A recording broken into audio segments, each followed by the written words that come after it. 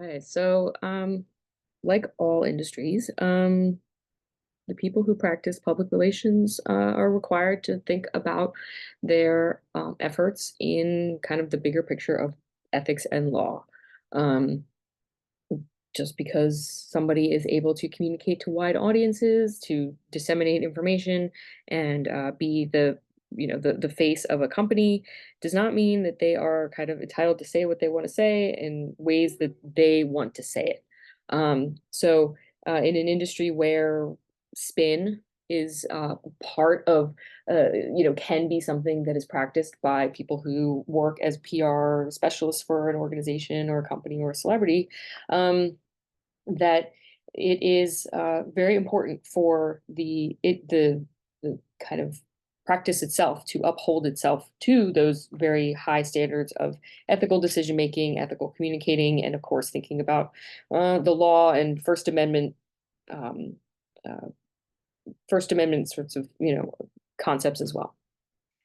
So when we talk about ethics, ethics is a very broad and sort of vague and abstract term that can mean many, many things in different spaces. But at its most basic, the idea of ethics is a determination of what is right or wrong, good or bad, moral or immoral. Of course, ethics are subjective. Um, we live in a world where everybody has different ethics, right? We have different standards of what is right and wrong. And that is totally something that is okay. It is, just one part of kind of thinking about how decisions are made. And, these are values that most of us, I think, have, strong commitment to. Of course, this is not the same as when something is legal or illegal. That's a whole nother ballgame, a situation that we aren't even really going to be kind of considering. But when we talk about making decisions and we talk about doing what is right or wrong or good or bad in the realm of public relations, that the kind of takeaway point is that you're as somebody who has the space and the ability to communicate to a wide audience and to reach large groups of people, that the intention should be doing the most good with your position in that kind of role as a communicator, right? You're going to be somebody who shapes public opinion and shapes how people feel about certain issues and maybe even big decisions about how people vote or the things that they decide to do or buy or commit to. So knowing how to communicate in a way that is going to convey those things to the public um, is a huge part of this process. Because once you lose the trust of the public, it is very hard to get it back. You see time and time again, public figures, celebrities, brands and companies that do away with their ethics and then don't communicate in a way that is transparent and thinking about the public's best interest at heart. So there are ways that these things are instilled in us or should be instilled in PR practitioners, because losing the reputation, losing the public trust can make it incredibly difficult to get it back. And maybe even as you're kind of thinking about these things this week, are there brands that you trust, right? The ones that you are willing to spend your money with, that you think have your best interests at heart, have um, consumers' best interests at heart, are doing something that is fits and aligns with your values of what is right or good.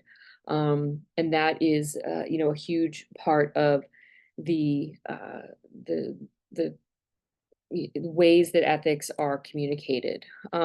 So yes, we do uphold PR professionals to do the right thing, to avoid spin, to avoid lying, to avoid defamation, which is a whole legal issue, really. But to do those things with the understanding that they are, representing somebody or something, and have to do it in a way that is going to communicate transparency and trust. So what does it look like? Like I just said, transparency. It is avoiding the manipulation of facts or withholding information, especially in something like a crisis situation. Um, Not having information available to the public, to your stakeholders, can be a huge, huge problem in the long run. any sort of way of manipulating data, manipulating what is happening maybe in a crisis situation is going to threaten your credibility as a company and could perhaps even become um, something that becomes a problem later on, legally or something like that. And so when we think about what ethics looks like, that yeah, sometimes people get it wrong. Maybe they communicate the wrong information, but being able to own up to that mistake or avoid those miscommunications or promise to do better in the future, if that person or that organization actually does do better, right, that they move forward with their promises, can really help to reinstill the public's trust in an organization or a company. Um, the public, as we've kind of thought about, um, should be informed, right? There's it's very unethical to do any of these things in ways that are going to be manipulative, deceitful, either for the organization that you might work for as that PR specialist or for the public at large. So always, and I mean, these are sorts of things you want to do just sort of in any industry, right? Is to make sure that you are communicating in a way that communicates that transparency, that conveys sound decision making, sound practices, because these things travel, right? These ideas, these decisions can be things that can come back to haunt a company. I guess we have a very extreme example of how this happened back in 2023. But if anybody is familiar with the Ocean Gate catastrophe, where 6 people were on board this little submersible here, and it imploded on its way to explore the Titanic. There were many poor decisions made in the sort of just the exploration itself. But along the way, and there have been investigations into the company, that there was a lack of transparency about some of the concerns that people had about the safety of their submersibles. They apparently had more than one. Um, and the company itself was not transparent about how they were doing things, the products that they were using, the ways that they were, getting their submersibles ready to go for these explorations. Um, lots of concerns were raised. Maybe there was some whistleblowing going on. People that had said this is not checking out. There needs to be something done. But the company downplayed a lot of this and said there's nothing wrong. This is not a situation that people needed to be worried about. And of course, as we know, that was not the case, right? So they lacked that transparency. They lacked the like, we're going to stop and take a look at this and investigate, and we're going to communicate what we found, and the research and the taking a step back from these projects to ensure safety for their customers. And that is really uh, the example of what not to do. 6 people died. This was a huge media story. The Coast Guard was out there looking for them. It was just a wide story that reached, went around the world because of its sort of very peculiar details, but also something that is something that could have been very prevented. But the company, in its communicating, did some initial communicating to the public about what was going on, but the response was very impersonal. There was some lack of empathy to the victims' families. There didn't seem to be any sort of, like, I don't even know how you come back from something like this as a company, honestly. Like, what do you do now that this sort of very, very bad disaster has happened? But if you visit the Ocean Gate website, it just says they've suspended all operations. There's nothing left. And obviously, to avoid some litigation and legal stuff that I'm sure is ongoing. So yes, this is a very good example of a company that did not do a good job communicating in the moment of crisis, after the crisis was over, following the investigation, just really sort of bad uh, bad communicating with the public. And so as PR specialists think about their role in being transparent and communicating, right? That PR, like journalists and all of us, are protected by the First Amendment. The First Amendment means that the government is not going to come after you for the things that you say and you do. Um, Whether or not others come after you is a different story, right? The government is not going to punish you for saying something on Facebook. Facebook can punish you for saying something on Facebook and they can kick you off their platform. But the First Amendment allows for freedom of speech and the freedom of the press. Um, and those sorts of things are part of uh, what allows public relations people to do the jobs that they do.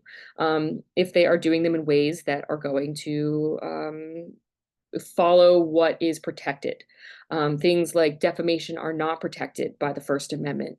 Things like inciting violence, making threats, plagiarism or false claims, all of these things are not going to be protected. So there is, when we're talking about being able to communicate with large audiences, to speak to the public, to update people on ongoing scenarios and situations, that there is a lot of power that comes with that role, and being able to um, speak to different situations is really part of the job. But doing it in a way that is going to be protected by the First Amendment is the priority. Because if you are not doing these things in ways that are ethically and or done in a way that kind of reflects ethical decision making, that libel and defamation suits can come your way. What is a libel suit? It is when a person or a company accuses somebody of something and they are wrong about it. So these kinds of things are fall under the category of defamation, where somebody's reputation has been damaged. Um, Libel is very difficult to claim if you are a celebrity, right? Celebrities are sort of like all in these very the tabloid magazines, um, the defamation lawsuits that come from celebrities when they are won are huge stories, because it is very hard to make these kinds of claims, these six elements that I have here, if you are a celebrity. If you are a citizen, a private citizen, somebody who is not in the public eye this way, these libel statements can be a little easier to prove. But again, you don't want to find yourself in the middle of a defamation case at all.